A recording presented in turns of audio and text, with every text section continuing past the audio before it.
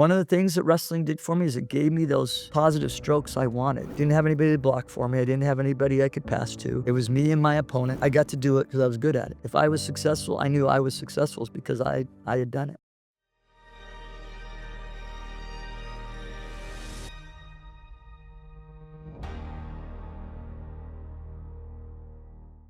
Hey, what's up, everybody? Welcome back to Love Gangster. I'm your host, Adrian Blaisdell, and I'm back today for another episode. A very special episode with an even more special guest, somebody that's an athlete, lifelong athlete, a coach, someone that's worked with world champions. So today, I want to introduce to you my friend, Mr. Mark Fuller. How you doing? Thank you, Adrian. Nice to be with you. It's really nice to be with you. Thanks for being here. Looking forward to this conversation. It's going to be a fun conversation. I knew when we first connected and we had that first phone call, I was like, this is somebody that I could have a conversation with for hours. So fortunately, we don't have hours, but we're going to get as much as we can in the 30, 45 minutes that we have together. And I want to dive deep with you on your past, what you're currently working on in the future. So let's start just kind of a little bit of background about you. I grew up here in Lincoln, where we are today. And my dad was a pharmacist. I started out in 20 acres out on 193 here out of town. And my parents got divorced when I was like 10 or 12 years old. And that started in me down a path that was a little crazy. I got in quite a bit of trouble when I was young. But I found the sport of wrestling, and it really took me in a direction that really helped me, I think. I was involved with junk and with friends that probably weren't the best friends. And with my brother, we were watching the Olympic Games in 1972. Just tells you how old I am now. So I was 10 years old at the time, 11. And we watched a guy named Dan Gable, win a gold medal in the Olympics. And we were both in the same hospital bed. They were trying to get us to go to sleep. We were having tonsillectomies the next morning.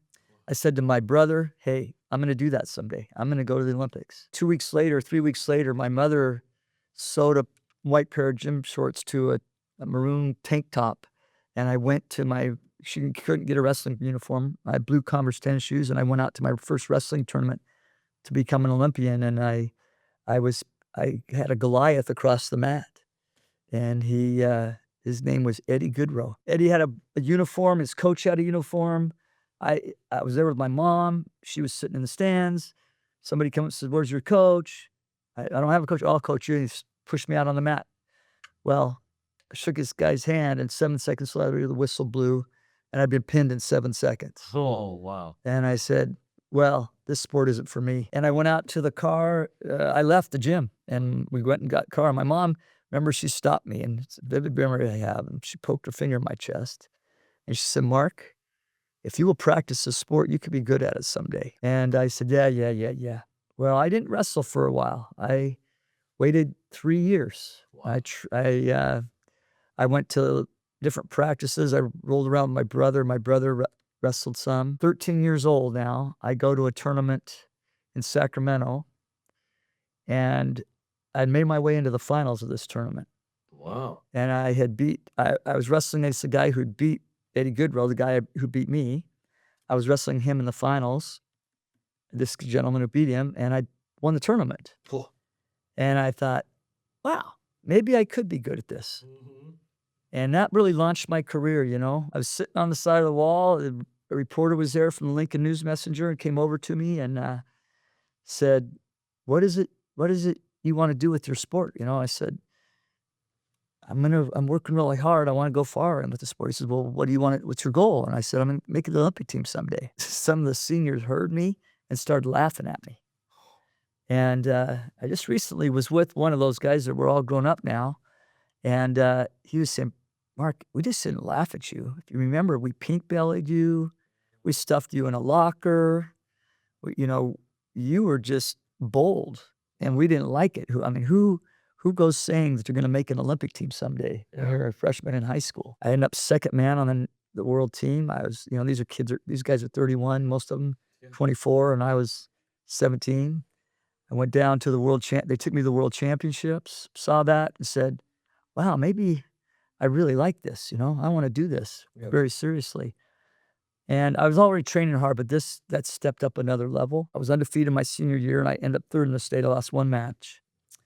But that next year, I graduated in 79. That next year, I made the Olympic team, actually. Your dad was a pharmacist, but he wasn't just any pharmacist. He had his own building. He was an entrepreneur, right? Yeah. Tenacity. Your parents split, which is a huge ordeal for anybody at any age, even adults that have parents split. I've watched how it affects them, right? They're even in their adult life. So even children are even more susceptible. And people like to say that children are resilient. I don't believe in that mentality. Like, yeah, we have the ability to be resilient, but it has its effects. For you to go from 10 and then to have that failure and be like, and then to be able to have the tenacity to get back up again, right?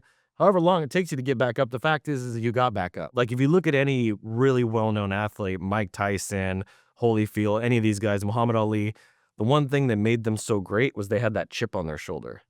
So for you coming from the childhood and the upbringing you had, what was that chip that fueled you, that kept you going in the sport and made you have not just the tenacity to keep going, but also the tenacity to say, and I'm not just going to do this well, I'm going to do the Olympics. So I remember distinctly a lot of anger towards my father, that he had left my mother for another woman.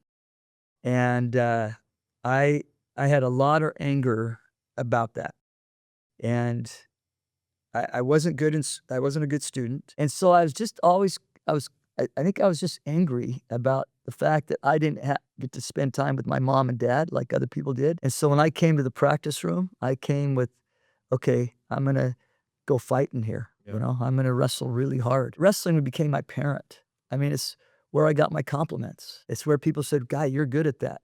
Wow, and there was nobody to give me that at home. There was, a schizophrenic, alcoholic mother, and there was this father who ran away, and I was dealing with that. So that's where I would go every day, and I could leave my troubles away. So it became big-time positive strokes for me. One of the things that wrestling did for me is it gave me those positive strokes I wanted. Didn't have anybody to block for me. I didn't have anybody I could pass to. It was me and my opponent. That's it. And I got to do it because I was good at it. If I was successful, I knew I was successful because I had done it. Pain and suffering and anger specifically, like, those are all really valuable emotions that I've learned about and experiences that we have, and we all experience them in some way or another. Even people that have great lives experience pain and suffering in some way. It's just part of the life experience, part of the hills and valleys, parts of the ebbs and flows we have to live with. Inside of that pain, though, is how we invest into ourselves, like going all in on the wrestling, right?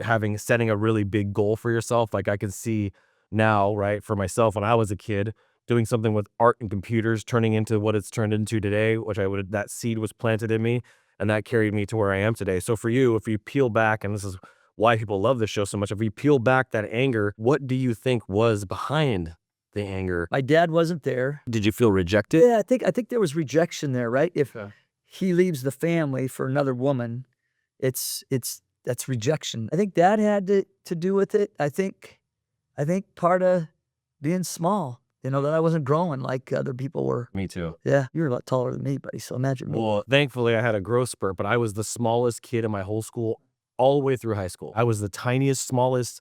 I mean, I don't even think I was barely 100 pounds in my freshman year of high school. I had this goal, but my first coach, bless his heart, Bob Noyes was his name, was a basketball coach, and he got hired at Lincoln High School with the caveat he could get hired there if he taught wrestling. This is what I found out later. Wow. But he taught out of a book. He never wrestled.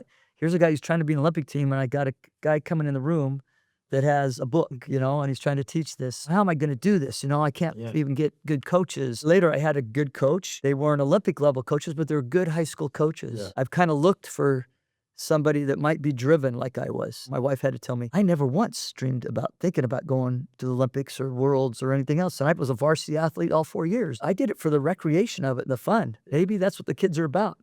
And so that's what I had to realize, is that right now, that there might be somebody someday that says, I'm really driven, A teacher, Mark Fowler, science teacher at Lincoln, who said to me, I came back, there's a tournament named after me here in Lincoln. And Mark Fowler saw me at the tournament one day. He said, Fuller, in all my years after you came through that high school, there was never anybody that worked like you did. Divorce is the worst thing that I think one of the worst things that a human being can experience in life. I don't think it could be understated. I think it's so common nowadays. We've become numb to it, just like buying meat in the grocery store. We're so disconnected from that cow or from that pig or whatever, right? We're so numb to it all. But divorce is the worst thing that a person can experience. And I think from myself, because my dad and my mom split when I was like a year and a half old at the latest. And then my dad got remarried, and then I went to go live with them after my grandfather passed away in front of me. And then they got divorced when I was like 12 or 13, and they split up, and I'd already been living with my grandma again at that time. So subconsciously I was trying to distance myself from my dad. I wanted to be so different from him. And there at one point, right, you overcorrect. I'm like, I'm going to be the opposite of my dad. Right. And that's not necessarily what you want to do either, right? Because there are good qualities about my dad. And there's things about my personality today that are like him. I'm very outgoing, I'm charismatic, but all the insecurities and the narcissism and all the other things, I didn't adopt all those. And so I got to learn a lot of things how I didn't want to be. And so I made those the values of my life. Him showing, there wasn't one time I could ever recall in my entire childhood, all the way up to when he and I kind of pretty much went our own separate ways in life, was early adult years, like 19. When we went our separate ways, the only thing I could ever remember from him that was consistent was that if he had a meeting, he was always late. So when I became an adult, early is on time and on time is late. And I'm always the first person to show up 15, 20, 30 minutes later. Like even family holidays, I show up like an hour early and my family's like, we're not ready yet. What are you doing here? And I'm like, sorry. All right. So like so many different things that those voids became my values. The things that he lacked in, I wanted to be strong in. I graduated from high school and I left. I was out of here. I ended up, making 4 Olympic teams. Wow. So I traveled and trained for a long time.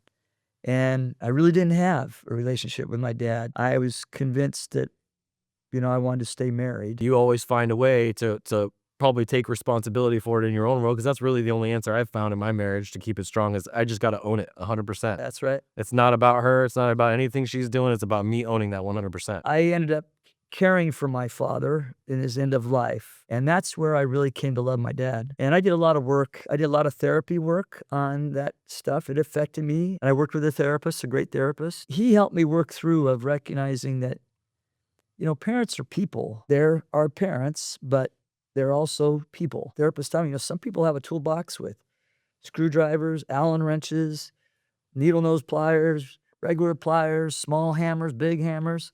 And other people have a hammer and they don't have the experience to do it yet. And they struggle. But I don't think anybody says, oh, let's have kids and mess with their lives. Yeah, no. I think they love those kids, but things happen. And I came to realize for me that Bert and Dolores got married. They wanted to have a good life for their kids, but things happened. Things happen. And recognizing that he never tried to, Bert and Dolores never had a plan to mess with my life. It just got messed up. For whatever, like we talked about, it blessed my life.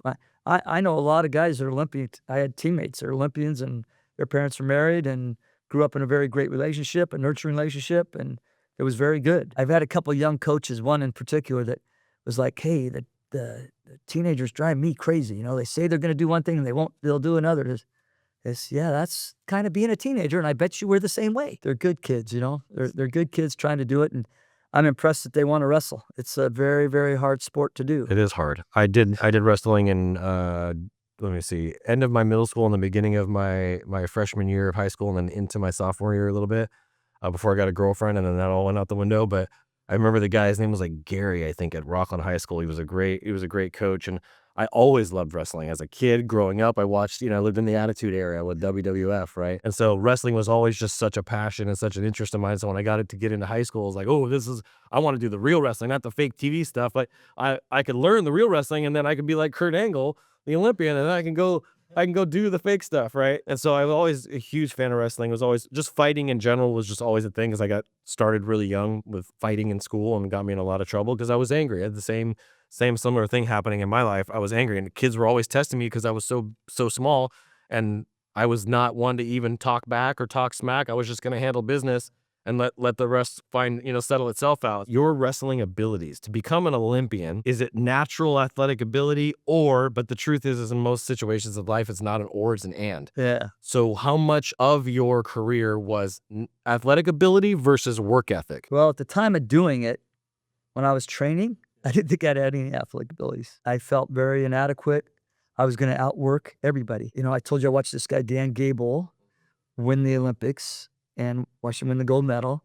And he was a crazy guy at working out. And I learned what he did, and I tried to do that, right?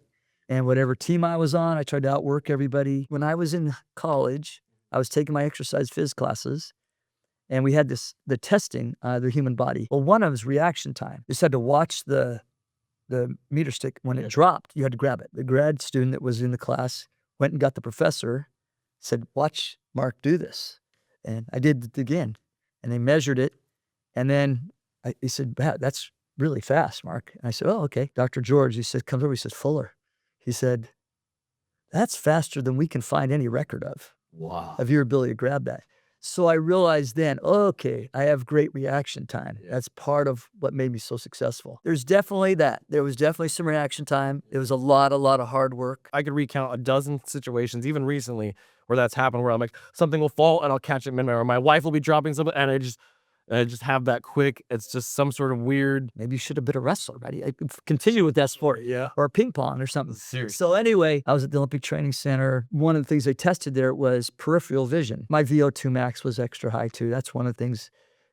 You just have those type of things. Elite athletes, when they get to that point, they have different abilities they find. But she asked me the question, said, "What sport do you think it is that has the greatest peripheral vision, the best peripheral vision of any sport, and specifically the position of that sport?" She said, "Actually, hockey goalie. Hockey goalies have better peripheral vision than anybody. In all sports, in all walks of life, hard work always outperforms everything else." Yeah, if you can get both and you know what your natural abilities are, and you can hone in on those along with hard work, that's why I feel like I'm at where I'm at right now. Figured out my gift, my creative gift of creating things along with the hard work, and paired with the right opportunity, the possibilities are the Olympics. So like leading into, before we get to currently where you're at now, you got into all these programs with the scholarships and stuff, and you end up in the Olympics.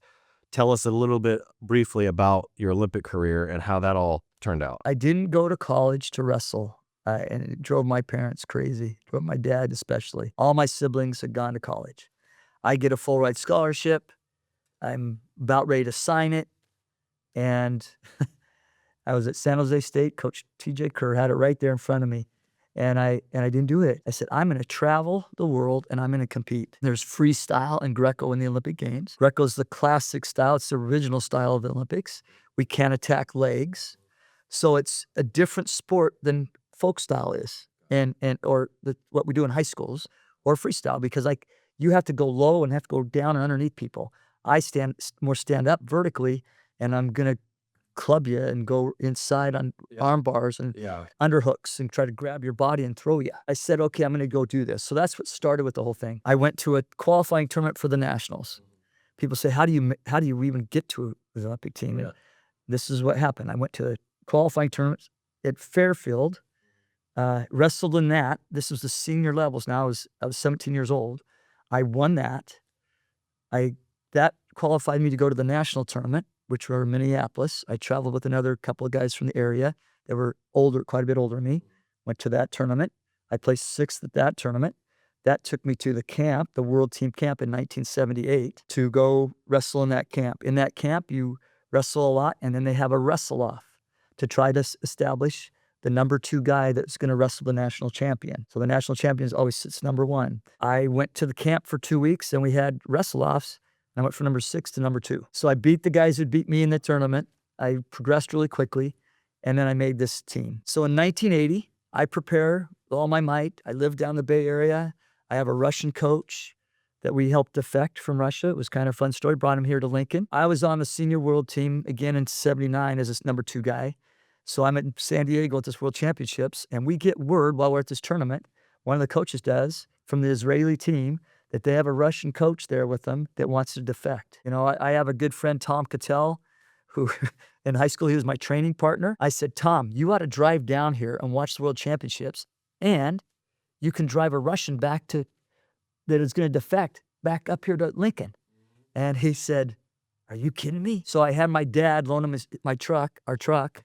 He drove it down, and he literally, I got to fly back home, but he drove Pavel, this Russian coach, back, and we helped him defect. I surprised everybody, and at 18 years old, I made the 1980 Olympic team, you know. I beat everybody. I climbed up the ladder, and I became number 1 Olympic, and then we did the boycott. So I started preparing. I became a world champion in 1981, beat the Russian in the finals. I went into Cuba the first time that Cuba had been competed by an American team in like 35 years. We were the first time ever we go into that country. 1:30 in the morning, we're sound asleep. And all of a sudden, there's all this commotion. I come out of the door, and several other doors were open for my teammates. There's a bunch of military now on our floor. They pull machine guns on everybody. We, at that point, became hostages. They won't give us our passports. They won't let us call to America. Get taken out to an airport. Wasn't the airport we flew into. It's some other airport. People with machine guns, dogs. We're get taken to this airplane. We're getting on the airplane. We fly and land on a dirt runway. Get driven into the jungle. We're driving in. We leave the city that we're in. We don't know what city it is. We leave the city and go into the jungle. Finally come out, and again, it's lights on all, there's just no lights anywhere. It's lights on from the bus. It's like right out of a movie. But you get there and you go inside and they're cool inside. They're kind of nice. They come and wake us up at like 6:30 and 3 hours later and said, training. So we go get on this bus. We go into the city.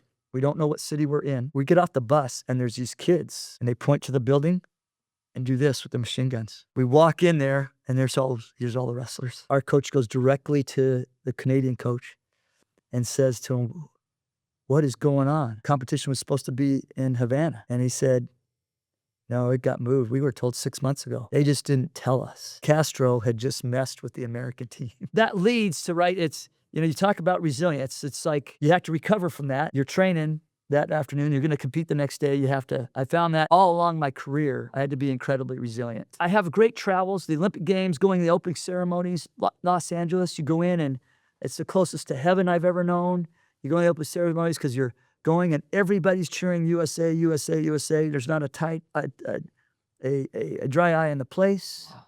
There's tears running down everybody's cheeks, and you're looking around going, wow, this is what must be like heaven. You must come back and get back someday, and that's people greet you. So that was really cool to compete in the Olympic Games there in Los Angeles, be my host country. I didn't have the results I wanted. Yeah. But I had a great experience, and then I didn't think I was going to train again, and went to school. I was hired as an assistant coach at Brigham Young University. I went to BYU as an assistant coach, ended up there, and then I got the itch again, and I moved to Portland, Oregon to train for the '88 Olympic team, and that was an incredible experience. Birth of my first child up there, became a 3-time Olympian and made the '88 Olympic team. Politics and officiating was really strong in '88. I always tell athletes, if you don't like the results, pin the guy. You don't have to deal with officials. So did that, running my own business in Davis, and I got a phone call from Sunkist Kids, who I wrestled for, the club I wrestled for, 84, 88, 92. They asked me to come back and compete again. So I did. I left my business behind, sold it, and went and moved to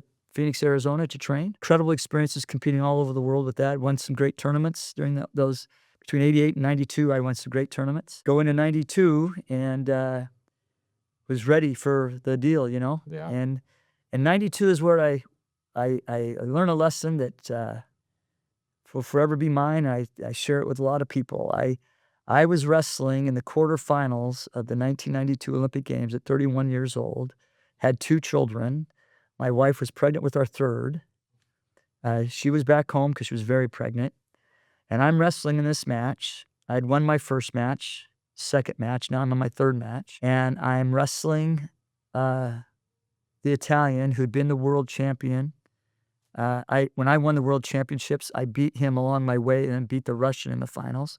The Russian that I beat at 21 years old and the Italian were both in this tournament. I was up on this guy 6-0, which that's like a swimmer being a lap ahead in a race. And the only way they're going to lose is if they stop and tread water. When person's stalling, they put him down on the mat. They tell him go down, and the other guy gets to be on top and start there. This guy's a returning world champion. They're saying that I shouldn't be beating him, right? I hadn't been a world champion since I was 21 years old, and I'm killing this guy.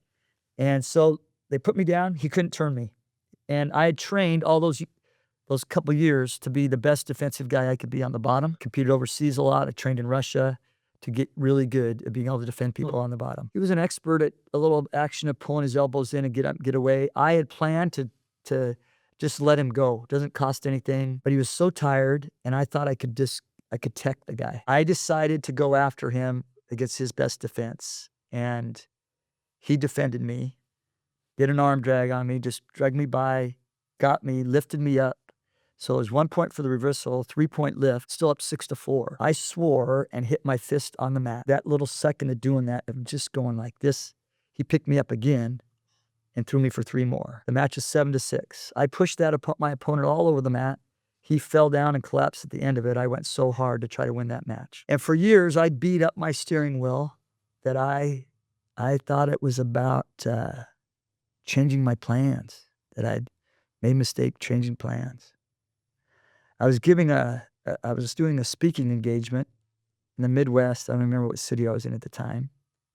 And I worked for this organization called Why Try. It's a program that's, everyone go see it. It's whytry.org. But Why Try helps kids answer that question, and adults really. Why should I try? When everything's going to pot in the world, my parents are getting a divorce, I'm in trouble, why try? And it helps cognitive theory of learning that. So I'm teaching high school counselors. I've been doing that for about a year. And I'm giving this, they find out, everybody who hears me speak finds out late that I'm an Olympic athlete. Okay. And I'm talking about taking anger and they do a big thing with water and how water can be very dangerous. Anger can be very dangerous, but it also can be if you channel it the right way, water can give life. That's right. So anger can give us life, right? And I realized I'd done that. But I was speaking to these people and I was talking about, what you do with anger. How do you respond to when people slap you, call you a name? Do you do something that hurts you and them? Or do you do something that can help them and help yourself? And all of a sudden, I played that match in my mind and realized it wasn't about changing my plans. It was about my anger. That my anger, I win that match. The guy I wrestle in the semifinals, this is the quarters, I've beat a bunch of times. I go for a medal. I got mad because rather than just doing what I'd done before, he tried to pick me up, like I told you, several times in the match, and he couldn't do it. My anger cost me my dream. What can it cost us? What can it cost people? It ends up 85%, 75% of people living in prison right now are because they have poor defense mechanisms. Right. They get angry. In the heat of anger, they do something. And so I try to teach this to kids. Smart. I try to share it with adults. My career has brought me to you, I believe, is all about 4 Olympic teams because I didn't win a dang medal. God will soften your heart. What's interesting about the anger part of it is when you're in your emotions like that. That was the thing about my dad that I always felt was the crux for him, and the biggest issue he had is he didn't have control over his emotions. He was ruled by his emotions, right? And your dad, in his situation with leaving your mom for another woman, Ruled by his emotions. he was ruled by his emotions. So the people in my life that I know who are successful versus the people who are not successful are ruled by their emotions. And people like yourself and myself, I was able to shut a lot of those emotions off except for the anger. I was pretty much able to eliminate most of those emotions other than anger. It was the one thing I wasn't able, because my heart kept getting harder and harder as I got older and older until that whole shift happened for me. So I think that anger has a use case. It has its place, but it also is very destructive at the same time. And so to the people around you, even within yourself, I mean, I worked myself from 18 all the way until 29, 30. I worked like a slave. I'm talking 12, 14-hour days, 5, 6 days a week, just grinding and burning myself out, right? Living in this mentality of survival mentality rather than thriving. And so I had to make a big transition in my 30s to get out of that crisis place and let go of all that anger and let go of all that stuff, have that forgiveness. So transitioning now, you do all this crazy stuff in your career. Now you're here in Lincoln working with kids and being able to kind of relive some of those things. If you were to be with your 13-year-old self looking back on it, what's the one piece of advice that you would give to yourself? And you've touched on it a little bit, but what would be the one thing that you would do differently and you would tell that younger boy, that younger you? Keep focused on what you want to do. There's lots of distractions in life. I tell my kids all the time, high school kids, watch out for the fumes. You get distracted if you have a sport and you want to finish the sport. I try to remind kids all the time, you're going to work the rest of your life. Yep. Enjoy the sports of your youth. Compete in everything. I told my kids that. Compete in everything because you're going to be working and you're not going to be able to do it. There comes a time you have to retire. So I would say stay focused. Don't get too distracted. Pay attention to where you're going. Beautiful. And don't let distractions affect you. And and learn to deal with anger and self-talk, right? The sports psychologist came over to me, Dan Gould. He comes over to me, I'm taking my shoes off. He says, Mark, I want to talk to you about that conversation you had with yourself. And this is where I learned a lesson about self-talk. Didn't use it in that tournament, but anyway, so he said, I said, I want to hear about what you were saying to yourself out there. I said, yeah, I don't want to tell you about that. He says, no, I want to hear. I said, well, I suck. I'm a piece of crap. I'm an idiot. Well, I can't even do this thing. Why am I even on the Olympic team? I can't even do this move. What is wrong with me? And he says, yeah, you and everybody else trying to be good. He said to me, I notice your son is learning to walk, but he sure falls down a lot. So why don't you go tell him he sucks? Yeah. Why don't you get on his case about it? Because he's falling down a lot. I said, well, I'd never say that to my son. He said, you're right. He said, inside everybody, there's a little person. Forget our keys. We spill coffee. We spill milk. We say something stupid. And then we start talking to ourselves. And how do we talk to ourselves? We got to be careful there, right? It's okay. Get back up. It's going to be all right. Yeah. Yeah. You got this. Oh, get back up again. We can do this. Yep.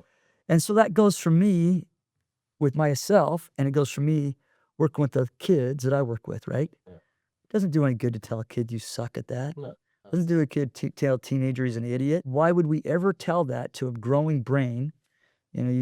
Surviving the Teenage Brain is a great book, and it has, you learn that the teenage brain's very similar to a 2-year-old's. Yeah. No, mine now, Yes, and we got to remember that. I have to remember all the time. These aren't little adults. They're young kids. They're teenage kids I coach in high school. I can push them more than I can push a 2-year-old, but I can get them to go ever. Even a 2-year-old, I can get them to do a lot of things they didn't want to do. They'll come and do things, but I have to entice them to do it. I learned real fast that I couldn't yell at them or anything like that. I got to coach these 17-year-olds I'm coaching in high school. I coach world teams. And those kids, they're the best in America, and I get them. Even those brains are that way. Even when they get the best, they're still young. You're doing this now. What is this all leading to? What does the future for Mark Fuller look like? I go to the Olympic Training Center. I did the last 2 years I've gone, and they've had me coach some there. There's a real strong probability, we've been working on it for a couple of years, I think it's come to fruition, that we're bringing a regional training center to the area. We really believe we are. And that will be an opportunity for wrestlers to train in Greco-Roman wrestle, the style, like I told you I did, that I decided I wanted to delay my college to train for the Olympic team. And it would give an opportunity for a young person to say, I don't have to delay my college. I can come in here. We got Jessup University, we got Sac State, we got Sierra College, we got UC Davis, 4 colleges right here on our back door that kids could come here, go to college where they want to, study what they want to in any of those. There's medical and veterinary to engineering. Everything is here right in this area. We're 45 minutes to the airport to travel to anywhere in the world to have these kids compete. So I'm able to, if we're able to pull this off, I'm able to offer kids, hey, come here, train in Greco style.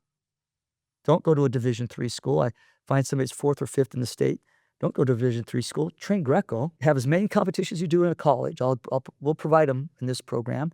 As many matches you have in college. They'll be international. You'll travel the world. You'll compete in a national. You'll get a degree. You'll compete at the nationals every year. But you also get to wrestle off for the world team and maybe compete in the world and maybe even win an Olympic medal and become a hero. In Greco-Roman wrestling, we went 0-5 at the Olympics this year. We had 4 athletes do 5 matches total, and none of them won a match. Wow. So there's a huge problem. We haven't won a medal in the Olympic Games in 30 years for Greco wrestling. Freestyle, we're very good at. Freestyle has its own school, right? For sure. Freestyle has the folk style in high school. Folk style kids go off to college, and the college is very close. Grabbing legs and doing those tacks is very similar to freestyle. Greco is very fun. It's what people ooh and ah. When somebody, you're at the Olympic trials or national tournament, somebody gets thrown through the air, whoa, whoo, whoa, there's this big cheer in the crowd. We're looking for 18, 19, 20-year-olds when we get this going, because 4 years from now, that's the 23, 24-year-old. Got it. That's who was just winning the Olympic Games in freestyle and Greco. And women's wrestling, they're all 24, 25, 26. One of the things that I love to do is one of my favorite parts about this show, and one of the reasons why I created it is, what is one thing that somebody that's watching this, whether it's one of your students or somebody that's seeing and hearing about you and learning about your story for the first time, what's something that they can go out and do today, this week, this month, this quarter, before the end of the year, to go out and do a random act of kindness or make the world better in some way? Random acts of kindness can be in any way you want to have it. Smiling at a person, opening a door for a person, picking something up that something drops. Teachers get to have random acts of kindness all day long. Teachers are unbelievable. Yeah. They get to do, I get to do it. I'm privileged because I get to go this afternoon. I'll go and be with kids, and I get to do little random acts of telling a kid he did a good job, Okay. or hey, that technique you're improving. Just be able to tell somebody they improve at something. Just edifying them and Yeah. encouraging them. Telling parents, realizing your kid is a kid, and just thank them a little bit. Thank your parents. Do something for your parents, you young people. Uh-huh. Call somebody and tell them hello and ask them how they are. But don't just ask, how are you? Really ask them and listen to them. So those little connections that we all have, and what could we do extra to make them? Yep. Another thing you could do is talk good to yourself. That's an interesting take. Yeah. That's a different take than most people have. But I think that is a theme that's kind of been woven through everything we've talked about, is being good to yourself, being kind to yourself. Talk to yourself the way that you would talk to your own child, right? If you have a kid. So that's your challenge. You heard him. Go out and encourage somebody, lift somebody up today, call somebody, right? That's a really good challenge. I want to hear about it down in the comments of this video, of this podcast, whatever this is, however you're listening to this. I want you to report back to me. You're swimming with the fishes, capiche? All right, guys. Well, thank you so much, Mark. That was a really great conversation. Thank you so much. So glad to have you here. We'll go deeper again. Can't wait to see you guys on the next episode. Make sure you hit the like and the subscribe button. Follow so you don't miss any of the content that we're putting out. We've got a lot of great stuff coming. I look forward to seeing you guys on the next one. I'm Adrian Blaisdell, and until next time, keep looking up. Came here to fill the void. I am love. I am peace. I am joy that can never be destroyed. I am love.